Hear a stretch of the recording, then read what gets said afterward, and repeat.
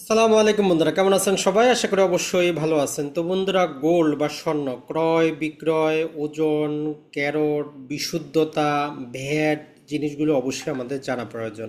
যদিও স্বর্ণ ক্রয় বিক্রয় বলতে আমরা শুধুমাত্র মহিলাদের অলংকার বুঝি, আসলে বিশ্ব অর্থনীতির মূল যেই চাবিকাঠি সেটা হচ্ছে গোল্ড। তো আমাদের অবশ্যই সবার জানা উচিত যে গোল্ডের ওজনটা কি, বিশ্ববাজারে কিভাবে হচ্ছে, বাংলাদেশে কিভাবে হচ্ছে। তাহলে আপনি যদি গোল্ডে ইনভেস্টমেন্ট করতে চান, সেটা আপনি স্বর্ণের বার হিসাবে ইনভেস্টমেন্ট করবেন না আপনি অলংকার হিসাবে করবেন। যদি দেশের বাইরে থেকে নিয়ে আসতে চান, কি কি সরকার সেখানে শুল্ক আরোপ করেছে, সমস্ত কিছুই আজকের এই ভিডিওতে জানতে পারবেন। তো বন্ধুরা, আমরা যদি গোল্ডের অলংকার হোক অথবা স্বর্ণের বার হোক, এগুলো সম্পর্কে যদি আপনি ইন ডিটেইল বিস্তারিত কিছু জানতে চান, পাঁচটা জিনিস আপনাকে জানতে হবে। আপনি নিজে চিন্তা করেন ভিডিওটা দেখার পর যে এই পাঁচটা জিনিস সম্পর্কে আপনার স্বচ্ছ ক্রিস্টাল ক্লিয়ার ধারণা আছে কিনা। নাম্বার ওয়ান, স্বর্ণ যেহেতু খুবই মূল্যবান ধাতু, এর ওজনটা সবচেয়ে বেশি গুরুত্বপূর্ণ। তো এই জন্য স্বর্ণের ওজনটা কিভাবে হয়, দেশীয় পদ্ধতি কি, আন্তর্জাতিক পদ্ধতি কি, এর স্বচ্ছ একটা ক্রিস্টাল ক্লিয়ার ধারণা আপনার প্রয়োজন, যেটা আজকের ভিডিওতে পাবেন। এর পরবর্তী ধাপে যেটা হচ্ছে এর বিশুদ্ধতা বা ক্যারট, যেটাকে আমরা বলি যে এইখানে কত পার্সেন্ট স্বর্ণ আছে, 100%-এর মধ্যে কত পার্সেন্ট আছে, 90%, 95%, 70%, তার উপর নির্ভর করে স্বর্ণের দামটা। এরপরে যেটা সেটা হচ্ছে যে বিশ্ববাজারে স্বর্ণের দাম কিন্তু প্রতিদিন ওঠানামা করে, বাংলাদেশে কিন্তু করে না। তো এই সম্পর্কে আপনার ধারণা থাকতে হবে। এরপরে চলে আসি, আপনি যখন স্বর্ণের অলংকারটা ক্রয় করতেছেন, সেক্ষেত্রে কিছু মেকিং চার্জ বা মজুরি আমরা বলি সেটা যুক্ত হয়, সেটা কতটা নেগোসিয়েশন করে আপনি কম করতে পারতেছেন।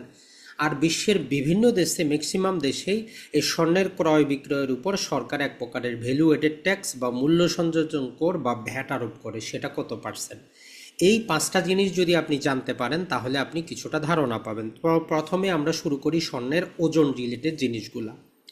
বিশ্ববাজারে বা আন্তর্জাতিক বাজারে যদি আমরা বলি, স্বর্ণের যে দাম ওঠানামা করে টয় আউন্স হিসাবে, 1 টয় আউন্স হিসাবে এটা মোটামুটি 31 দশমিক গ্রাম আসে। ওই হিসাবে স্বর্ণের লেনদেনটা হয়ে থাকে। এর বাইরে বিশ্ববাজারে কেজি হিসাবে এবং গ্রাম হিসাবে স্বর্ণের দাম ওঠানামা করে বিক্রি হয়। তো বাংলাদেশেও স্বর্ণের প্রকৃত দামটা প্রতি গ্রাম হিসাবে নির্ধারণ করে বাংলাদেশ জুয়েলার সমিতি, যেটাও প্রতিটা ভিডিওতে আমরা বিরোধ করি যে একটা জুয়েলার সমিতি এভাবে স্বর্ণের দাম নির্ধারণ করতে পারে না। যদি প্রতিদিন আপডেট করতে একটা কথা, তাদের যখন মন চায় তখনই তারা বৃদ্ধি করে, যখন মন চায় তাদের কমিয়ে দেয়। বিশ্ববাজারের সাথে প্রায় প্রতি ভরিতে ব্যবধান থাকে মোটামুটি যদি আমরা বলি 20,000 টাকার মতো। তাহলে বিশ্ববাজারে হচ্ছে টয় আউন্স হিসাবে, কিলোগ্রাম হিসাবে, গ্রাম হিসাবে, আর বাংলাদেশেও গ্রাম হিসাবে। তবে আমাদের দোকানগুলোতে গেলে আপনি আনা, ভরি, তোলা এগুলা পাবেন। তো এগুলো কিভাবে আপনি গ্রামের সাথে অ্যাডজাস্ট করবেন সেটাও জানতে পারবেন। একটা জিনিস মনে রাখবেন, বাংলাদেশ জুয়েলার সমিতি প্রতিটা গ্রাম হিসাবে স্বর্ণের দাম নির্ধারণ করে দেয়। এখন এক ভরি আর এক তোলা একই জিনিস। এক ভরি যেটা, এক তোলাও সেটা, এইটা সমান বোঝায় যে আপনার মোটামুটি 11.664 গ্রাম। তাহলে আজকে থেকে মাথায় নেন, যেটাই এক ভরি সেটাই এক তোলা, সেটাই হচ্ছে আমার 16 আনা, সেটাই হচ্ছে 11.664। এই শব্দটা শুধু মনে রাখেন, 11.664। আর আমাদের দেশীয় পদ্ধতির এই যে 16 আনা, এটার কিছু ছোট ভাইরা আছে, ক্ষুদ্র ক্ষুদ্র ভাগে বিভক্ত করে, ওইটা একটু জানে নেবেন যে 1 আনা সমান, 1 আনা যেটা সমান হচ্ছে 6 রতি, আর 1 রতি সমান 10 পয়েন্ট। এই দুইটা শব্দ, যে 1 আনাতে 6 রতি, 1 রতিতে 10 পয়েন্ট, জাস্ট, আর কিছুই মনে রাখার দরকার নাই। এখন ধরেন যে আপনাকে দোকানদার বলল যে 5 আনা, এক্ষেত্রে 4 রতি এবং 3 পয়েন্ট স্বর্ণ, আপনি কিভাবে এটা গ্রামে বুঝবেন? যখনই আনা শুনবেন, আনাকে 16 দ্বারা আপনি ভাগ দিবেন। যদি দেখেন যে 8 আনা, 8কে আপনি 16 দ্বারা ভাগ দেন, তাহলে কত পাচ্ছেন? 0.5। তার মানে কি? আপনার 0.5 গ্রাম। একই রকমভাবে যখনই রতি শুনবেন, রতিকে আপনি 96 দ্বারা ভাগ দিবেন। তাহলে আনা শুনলেই আপনি 16 দ্বারা ভাগ, রতি শুনলেই 96 দ্বারা ভাগ, আর যখন পয়েন্ট শুনলেই 960 দ্বারা ভাগ। তাহলে এই তিনটা আপনার মনে থাকলে, যখনই দোকানদার আপনাকে বলবে যে এখানে 5 আনা, 3 রতি, 1 পয়েন্ট আছে, জাস্ট মোবাইলটা বের করেন, 5 আনা বলছে তো 5 ভাগ 16 প্লাস দিয়ে দেন, এরপরে যত রতি বলবে, 3 রতি বললে সেটাকে আপনি 96 দ্বারা ভাগ করেন, যত পয়েন্ট বলবে সেটাকে 960 দ্বারা ভাগ করে যোগ করে নেবেন, আপনি গ্রামটা পেয়ে যাবেন। প্রতি গ্রামের দাম জিজ্ঞেস করবেন কত, জাস্ট নিজেই ক্যালকুলেশন করতে পারবেন। তাহলে আমাদের এখানে মনে রাখতে হবে 1 ভরি 1 তোলা সমান 16 আনা সমান 11.664, এইটা। আরেকটা হচ্ছে 1 আনাতে 6 রতি, 1 রতিতে 10 পয়েন্ট। আর যেই টোটাল ক্যালকুলেশনটা সেটা হচ্ছে 16 আনা সমান যেমন 1 ভরি বা 1 তোলা হয়, 96 রতিতেও 1 ভরা বা 1 তলি হয়, এবং 960 পয়েন্টেও 1 ভরি বা 1 তোলা হয়। তো এটাই হচ্ছে আপনার ওজন রিলেটেড মূল জিনিস। এখন চলে আসি স্বর্ণের বিশুদ্ধতা। বাংলাদেশের বাজারে বা বিশ্বের বাজারে যদি আমরা দেখি যে একটা যে পিওর গোল্ড, এটা 100% হয় না, 99.9% হয়, যেটাকে আমরা বলি যে 24 ক্যারেট বিশুদ্ধ সোনা। এই স্বর্ণের দামই বিশ্ববাজারে কি করে, উঠানামা করে। আর সেটার উপর ভিত্তি করে পরবর্তী যেগুলো আরও ক্যারট আছে, অর্থাৎ আমরা বলি যে 24 ক্যারেট হচ্ছে ম্যাক্সিমাম, মানে 100% সোনা।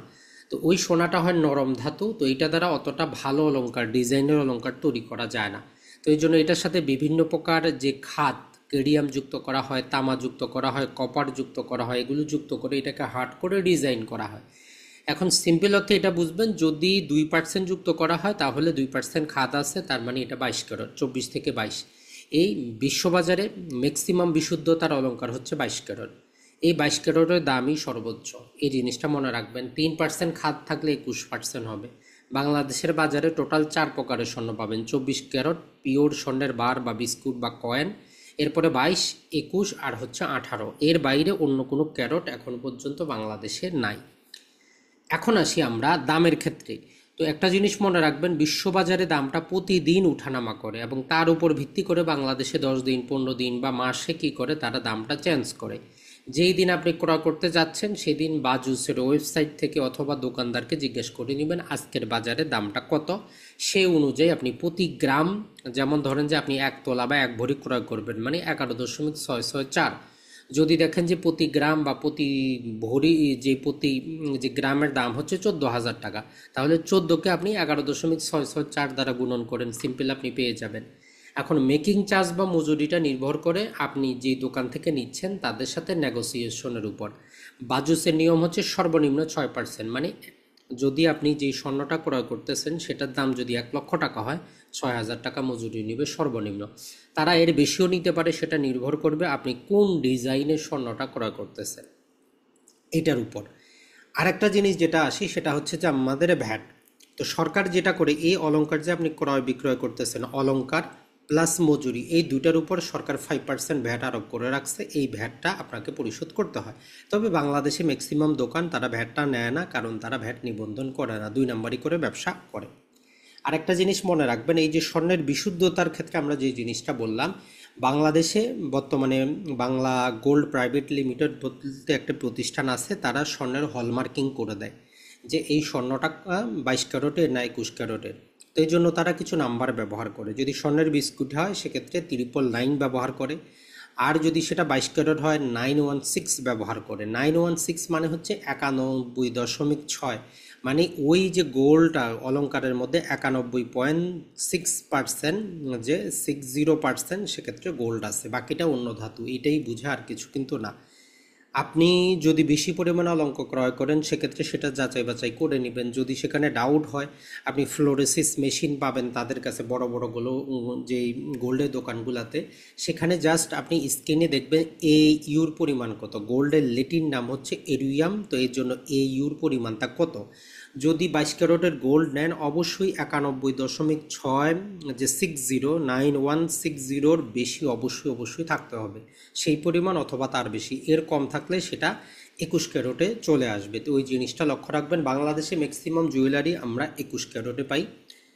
কিছু কিছু যারা অরিজিনালি ভালো ব্যবসা করে তারাই শুধু 22 ক্যারেটেরটা বিক্রি করে, ম্যাক্সিমামই সেখানে 22 ক্যারেটের কম 21 ক্যারেট গোল্ড বিক্রি করে, যেটা আমাদের জন্য খুবই দুঃখজনক। আর যেটা হচ্ছে, আপনি যদি বিদেশ থেকে নিয়ে আসতে চান, মূলত মধ্যপ্রাচ্যের দেশগুলোতে যে স্বর্ণের দাম আর বাংলাদেশি স্বর্ণের দামে মোটামুটি 15 থেকে 16,000 টাকার দামে তারতম্য থাকে। এর বাইরে আর কিছু না। ওই জায়গাও মেকিং চার্জ আছে, ওই জায়গাও ভ্যাট আছে, উভয় জায়গায় ভ্যাট আছে। এখন সরকার এবার যেই নতুন ব্যাগেজ রুলে করে দিয়েছে সেটা হচ্ছে যে অলংকার একজন প্রবাসী শুধু বছরে একবারই 100 গ্রাম পর্যন্ত নিয়ে আসতে পারবে, তাও ঘোষণা তাকে দিতে হবে। আর স্বর্ণের বার বা গোল্ড সে বছরে একবারই আনতে পারবে, প্রতি ভরিতে 5,000 টাকা তাকে কি করতে হবে, বিভিন্ন প্রকার যে শুল্ক সেগুলো দিতে হবে। তো এইটাই হচ্ছে নিয়ম। এখন আপনি কোনটাতে ইনভেস্ট করবেন? যদি আপনার বিনিয়োগের ইচ্ছা থাকে, যদি আপনি চান যে দাম বেড়ে গেলে বিক্রি করে দিবেন, সেক্ষেত্রে স্বর্ণের কয়েন, স্বর্ণের বারগুলো আপনার জন্য গুরুত্বপূর্ণ, যেখানে মেকিং চার্জ দিতে হয় না, যেখানে ভ্যাট দিতে হয় না। কিন্তু অলংকার ক্রয় করলে আপনাকে ভ্যাট দিতে হবে, মেকিং চার্জ দিতে হবে। আবার বিক্রি করতে গেলে ভ্যাট এবং মেকিং চার্জের টাকা যেমন বাদ যাবে, অরিজিনাল যে আপনার গোল্ড আছে সেই গোল্ডের তারা 15% বাদ দিয়ে দিবে, অথবা গোল্ডের যে বাজার ভ্যালু সেই দিন থেকে 15% তারা বাদ দিয়ে দিবে। যে কোনো একটা, দুইটা বাদ দিবে না, হয় গোল্ডের ওজন অথবা গোল্ডের দাম একই রকম, ওজন বাদ দিলেও যতটুকু বাদ পড়বে, আর যদি শুধু টাকাও বাদ দেওয়া হয় একই জিনিস বাদ পড়বে। তো যেমন ধরেন যে আপনি যদি 1,70,000 টাকায় এক ভরি স্বর্ণ ক্রয় করেন এবং এটার সাথে মেকিং চার্জ এবং ভ্যাট মিলিয়ে 1,90,000 টাকা হয়, ওই স্বর্ণটা বিক্রি করতে গেলে আপনার প্রথমে ভ্যাট মেকিং চার্জ তো গেল। এখন ধরেন যে আজকের বাজারেও 1,70,000 টাকা এক তোলার দাম 22 ক্যারেটের, তো ওইখান থেকে 15% আপনার বাদ যাবে। মোটামুটি হিসাব করলে আপনি 20,000 টাকা বাদ দেন, তার মানে আপনি 1,50,000 টাকার মতো পেতে পারেন। তো এটাই হচ্ছে এখন পর্যন্ত নিয়ম। আর যদি আপনি বিনিময় করেন, বিনিময়ের ক্ষেত্রে অর্থাৎ গোল্ড দেন দিয়ে অন্য কোনো গোল্ড নেন, সেক্ষেত্রে তারা সেখান থেকে 10% বাদ দেওয়ার নিয়ম। তো এইভাবে যদি আপনি গোল্ড রিলেটেড জিনিসগুলো জানেন, বুঝতে পারেন, আশা করি স্বর্ণের ক্রয় বিক্রয়, স্বর্ণ রিলেটেড আপনার যত প্রকার ইনকোয়ারি, যত প্রকার ইচ্ছা, যত প্রকার জানা, সেগুলো বুঝতে পারছেন। আসসালামু আলাইকুম, ভালো থাকবেন সবাই।